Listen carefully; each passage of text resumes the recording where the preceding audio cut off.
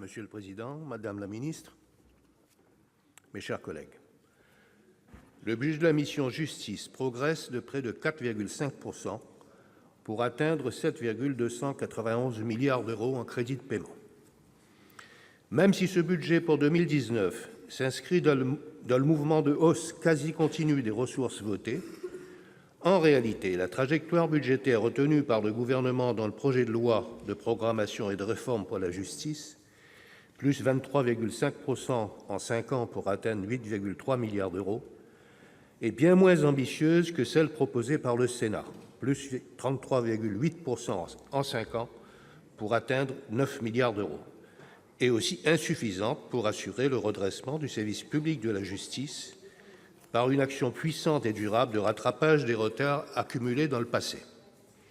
Oui, cette progression de près de 4,5 % apparaît bien modeste au regard des efforts nécessaires au redressement de la justice qui se trouve aujourd'hui dans une situation critique, tant au niveau de ses délais que de ses moyens. Ce constat, notre groupe l'avait déjà fait il y a 1 an à cette même tribune. Le rapport de la Commission européenne pour l'efficacité de la justice, qui a été récemment publié, vient confirmer, hélas, ce diagnostic. Lorsque l'Allemagne dépense 122 € par habitant pour sa justice, la France consacre 2 fois moins, avec moins de 66 € par habitant. La France se situe à la fin du peloton européen et malheureusement, ce budget pour 2019 ne permettra pas d'y remédier. Je souhaiterais formuler des observations spécifiques à 2 des 3 programmes de la mission Justice. Concernant tout d'abord les crédits consacrés à la justice judiciaire et à l'accès au droit, si le projet de loi de finances pour 2019 comporte plusieurs mesures positives, celles-ci doivent toutefois être accueillies avec prudence et ne doivent pas occulter une situation qui demeure extrêmement dégradée dans les juridictions. Cette année encore, nous déplorons la pénurie chronique de magistrats et de fonctionnaires de greffe. Cette situation se traduit par un délai moyen de traitement des procédures en augmentation, toutes juridictions confondues. De même, le système de l'aide juridictionnelle est à bout de souffle. À cet égard, le Sénat avait proposé le rétablissement de la contribution pour l'aide juridique en première instance, modulable de 20 à 50 €, et l'obligation de consultation préalable d'un avocat avant toute demande d'aide juridictionnelle.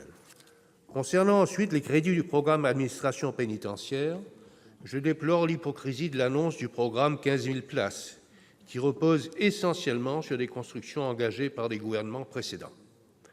Ici, le constat est clair. Le plan de construction de 15 000 places supplémentaires de prison d'ici 2022, figurant dans les engagements de campagne du Président de la République, a été abandonné.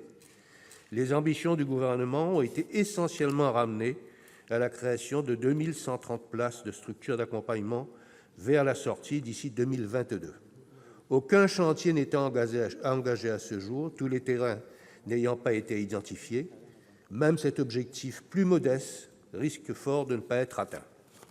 Je souhaite également dénoncer l'insuffisance des crédits consacrés à la réinsertion, alors même que le projet de loi de programmation 2018-2022 et de réforme pour la justice entend renforcer l'efficacité de l'exécution des peines. Pour toutes ces raisons, le groupe Les Indépendants ne votera pas les crédits de la mission Justice du projet de loi de finances pour 2019.